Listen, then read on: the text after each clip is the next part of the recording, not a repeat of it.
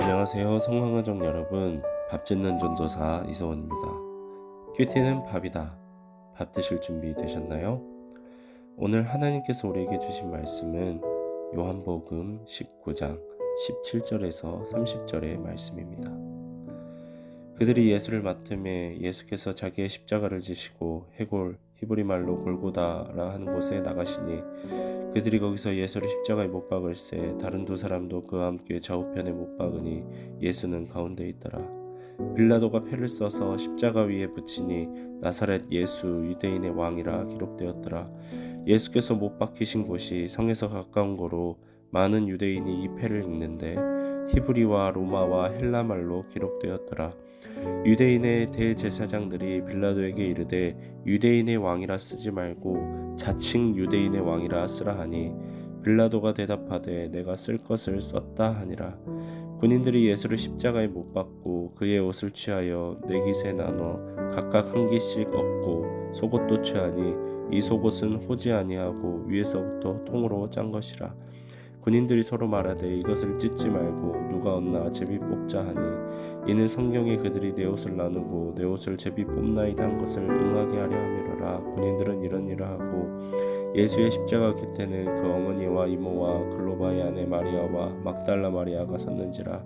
예수께서 자기의 어머니와 사랑하시는 제자가 곁에 서 있는 것을 보시고 자기 어머니께 말씀하시되 여자여 보소서 아들이니이다 하시고 또 그 제자에게 이르시되 보라 네 어머니라 하신대 그때부터 그 제자가 자기 집에 모시니라. 그 후에 예수께서 모든 일이 이미 이루어진 줄 아시고 성경을 응하게 하려 하사 이르시되 내가 목마르다 하시니 거기 신포도주가 가득히 담긴 그릇이 있는지라. 사람들이 신포도주를 적신 해면을 우슬초에 매어 예수 예비 되니 예수께서 신포도주를 받으신 후에 이르시되 다 이루었다 하시고 머리를 숙이니 영원히 떠나가시니라. 아멘. 사랑하는 성황가족 여러분, 오늘 본문은 우리를 하나님의 자녀 되게 하시기 위해 예수님께서 이루신 십자가 대속사역에 대한 말씀입니다. 예수님께서는 이제 자기 십자가를 지시고 골고다로 나아가십니다. 그리고 19절과 20절을 보면 빌라도가 예수님의 십자가 위에 명패를 붙입니다. 유대인의 왕 나사렛 예수. 이 명패는 히브리어, 라틴어, 헬라어로 기록되어서 많은 사람들이 읽을 수 있도록 붙여졌습니다. 그런데 이어지는 말씀을 보면 이 사건을 대하는 세 부류의 사람들이 등장합니다. 바로 빌라도, 대제사장들, 그리고 군인들입니다. 요한이 굳이 이들을 기록한 것은 우연이 아닙니다. 사람들이 십자가를 어떻게 여기는지, 십자가 앞에서 어떻게 반응하는지를 우리에게 보여주기 위함이었지요. 먼저 빌라도입니다. 빌라도는 그 누구보다도 예수님에게 죄가 없다는 사실을 잘 알고 있었습니다.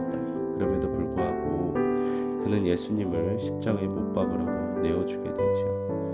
그는 자신의 자리를 지키기 위해서였습니다. 유대인들의 민심을 잃지 않기 위해서였죠.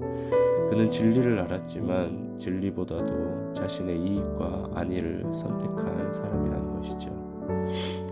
그리고 또 그는 유대인의 왕이라고 명패를 붙였는데 이는 로마 총독으로서 내가 아무리 왕이라 할지라도 십자가에 못 박을 수 있다라며 자신의 권력을 과시하는 행동이었습니다. 이것이 바로 빌라도의 반응이었습니다. 십자가를 보면서도 자신의 정치적 이익을 먼저 생각했던 것이죠. 두 번째는 대제사장들입니다. 그들은 빌라도에게 이렇게 요청합니다. 유대인의 왕이라 쓰지 말고 자칭 유대인의 왕이라 써주십시오. 그들이 그렇게 요청한 이유는 사람들이 그 명패를 보고 유대인의 왕이 십자가에 달렸구나 이렇게 생각할까봐 두려웠기 때문입니다. 그래서 그들은 자칭 유대인의 왕이란 말로 예수님을 거짓말하고 신성모독을 하는 자로 만들려고 했습니다. 그리고 자신들은 그 거짓을 심판한 의로운 사람인 것처럼 합리화하려고 했지요. 즉 자신의 의를 지키기 위해 예수님을 왜곡하려 하는 그들의 모습이었습니다. 마지막으로 군인들입니다. 예수님께서 십자가에 죽어 계신 그 밑에서 군인들은 예수님의 옷을 나누고 제비를 뽑고 있습니다. 누가 더 가지느냐 못 가지느냐를 놓고 다투고 있는 것입니다. 얼마나 비참한 장면입니까? 그들에게도 역시 구원의 은혜를 주실 분이 바로 위에서 죽어가고 계신데 그들은 아무 관심이 없습니다. 오직 자신들의 작은 이익, 물질적인 것에만 관심이 있었던 것이죠. 결국 믿지 않는 자들에게 십자가는 아무 감흥도 없는, 아무 상관도 없는, 값어치 없고 의미 없는 사건이라는 것입니다. 사랑하는 성공가족 여러분, 오늘 우리는 이 말씀 앞에서 자기 자신에게 질문해야 합니다.